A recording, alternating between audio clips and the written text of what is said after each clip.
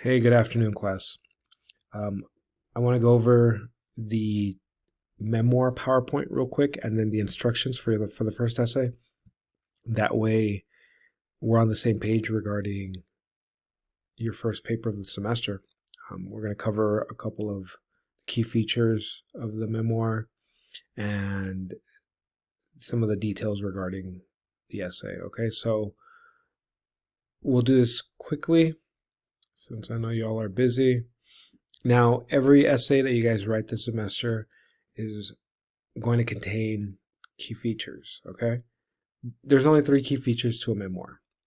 And now a memoir is, there's a difference between that and an autobiography, okay?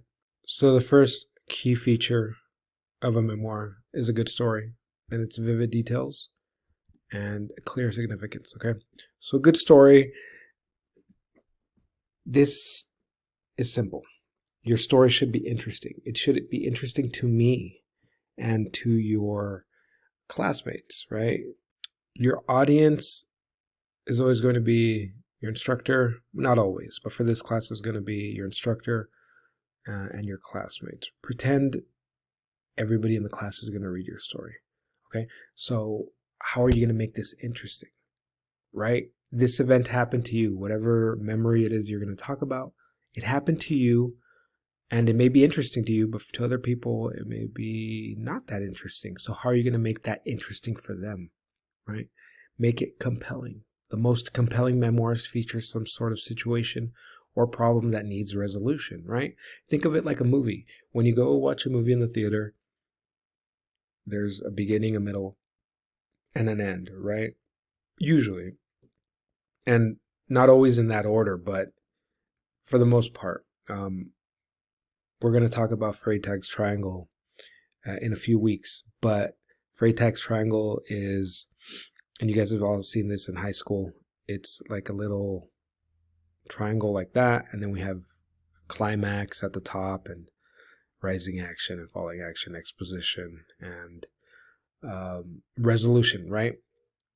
Think of your story that way, starting off with an issue, maybe something that has to be solved. Maybe you have a climax to your story, the moment where it's like it's exciting, and then falling action and resolution, possibly.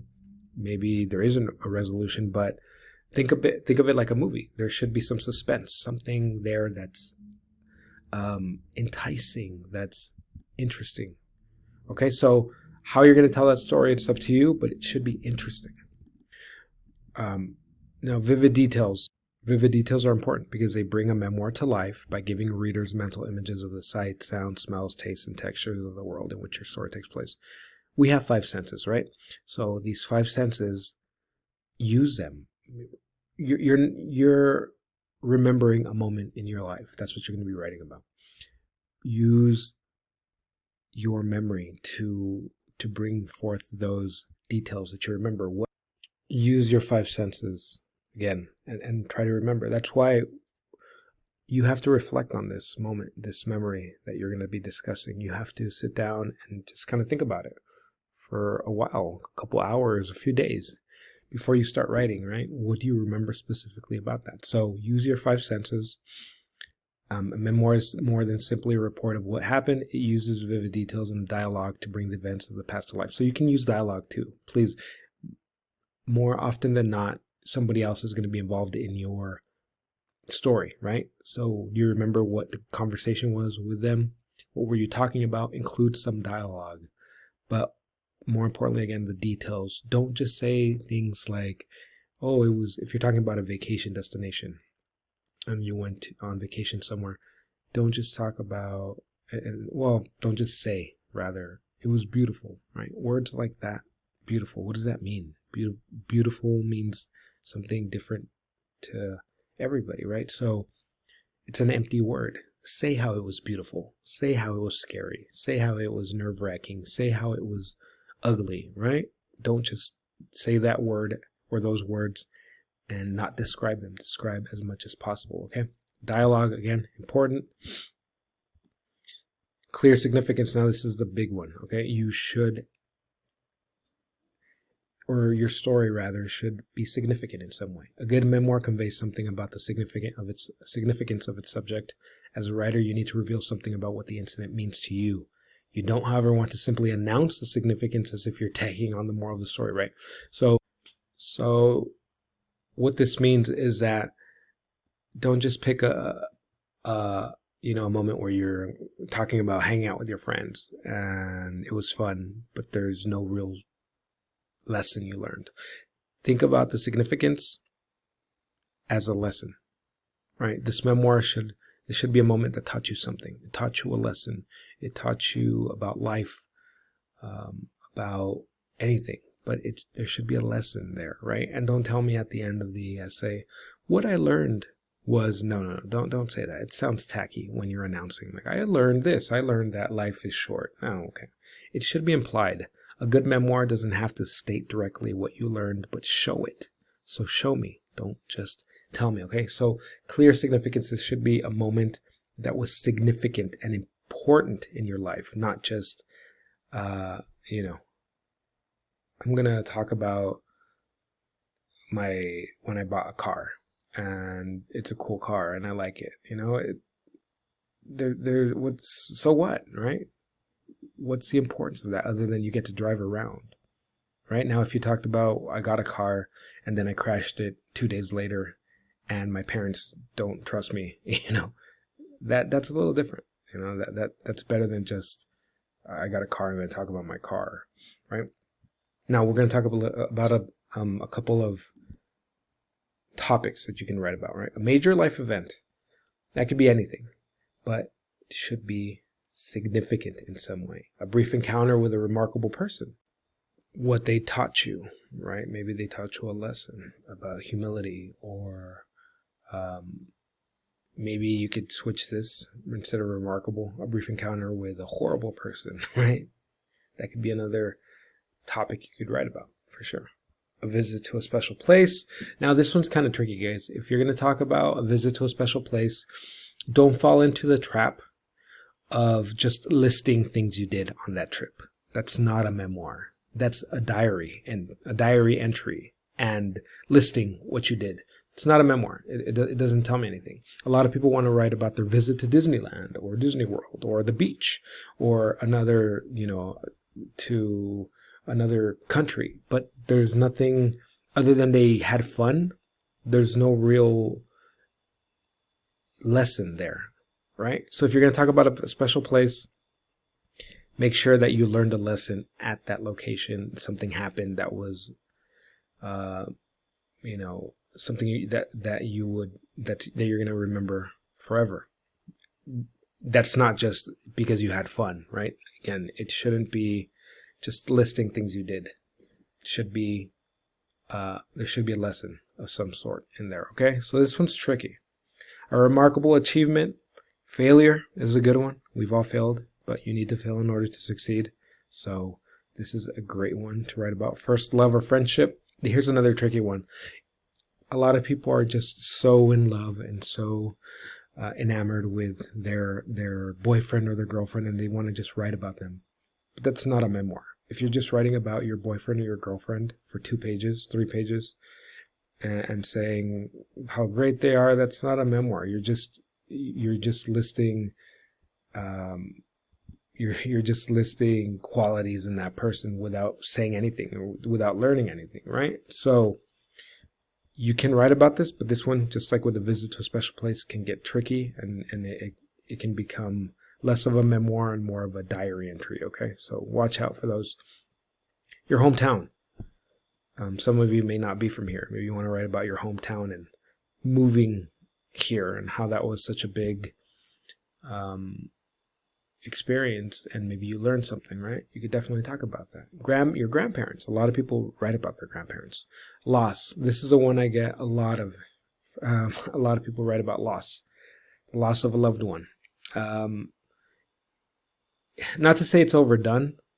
It's important for sure, but I do get a lot of those. So what I will say regarding loss, and if you're going to talk about the death of somebody, don't overdo it with the sentimentality, because it could read cheesy. It may be very, you may be writing it with the best intentions and pouring your heart out, but sometimes overdoing it with sentimentality can be very, very cheesy. Okay, subtlety is your best friend when it talks about, when you're talking about something that was heartbreaking, right? If you're talking about loss, the death of a loved one, I'm going to give you guys a hint. Go read, and you should be reading already, Living Up the Street by Gary Soto. Read Father. That it's 2 pages. It's like the second or the third story in that collection. Read that narrative recollection called Father, and where he talks about the death of his father and how it's not overly sentimental, but you get moved at the end. That last line is perfect. It's just the right amount of sentimentality without being like I was crying out. No, none of that. You can include that for sure, but again, subtlety is good, and you can really tug at the reader's heartstrings with just very little. Okay, your first job, if you want to talk about that, you can. Major or focus. This is a good one too. What's your major? What's your focus? Why did you? Maybe you experienced something in high school, in elementary, that made you want to focus on this for your career.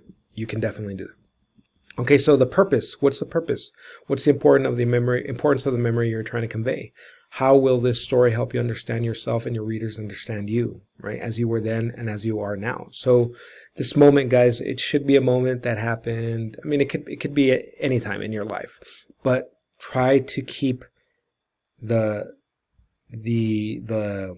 span of time kind of condensed in this. So pick a memory, and only one memory, not several memories, but that's something that happened maybe over the course of, I would say, maybe a week, instead of over the course of 10 years or so, right? You don't have a lot of time and a lot of writing space for this. It's not going to be a very long essay, so try to focus on a moment that happened over the course of a very short amount of time instead of years, okay? Consider the rhetorical situation. Audience, we talked about this, for your readers. Why will they care about your memoir? Why should they? What do you want them to think of you after reading it? How can you help them understand your experience? So include only the necessary details, but there should be, again, vivid details, but don't overdo it with that. What does the audience need to know? How much background do you need to incorporate, right? And then stance, what impression do you want to give, okay?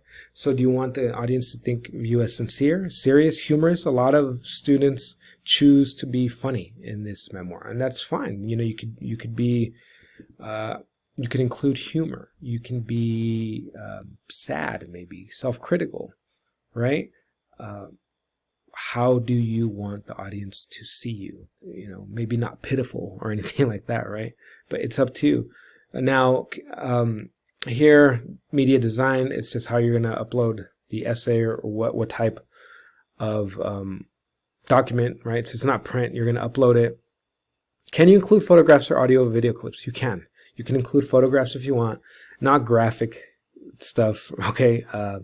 But if you have a picture, maybe you lost a friend, and you have a picture of you and your friend before you lost them, you can upload that to your essay. But if you are going to upload photographs or video clips, upload it. Don't upload them in like a picture in between the text. Just upload it after your last paragraph, and then you can include it that way. But you can include photographs for sure. Generating ideas in text. So what happened? Where did it take place? Who was involved? Think about reporters' questions. We know reporters' questions, right? The who, what, when, where, why. Include all those. Who was involved? What was the issue, right? When did this happen? Why did it happen? Where? Significance. Again, I'm going to keep saying that. Significance. Why was this moment significant? Now, how can you organize a memoir? It's up to you. You can start chronologically and move your way in that fashion. You can start off at the beginning, middle, end. You can do reverse chronological order. You can do starting from the end, middle, going to the beginning. Or if you want to pull a Quentin Tarantino, if you guys are familiar with his work, like a Reservoir Dogs or Pulp Fiction, just jump all around everywhere, start in the middle of the action, and it's hard to do that, but you can. To kind of make it more interesting, spice it up, you can if you want to. Additional help, if you need help, please ask me. Go to the Writing Center. The Writing Center, if you guys haven't gone yet, there's one in every campus. So Rio Grande, Valle Verde, Northwest, if you're closer to the Northeast campus, at Mission, they have one. Go to the Writing Center. They will help you with your essays, your writing exercises, or ask a librarian. Now, let's go over the instructions, and then we'll be done with this, guys.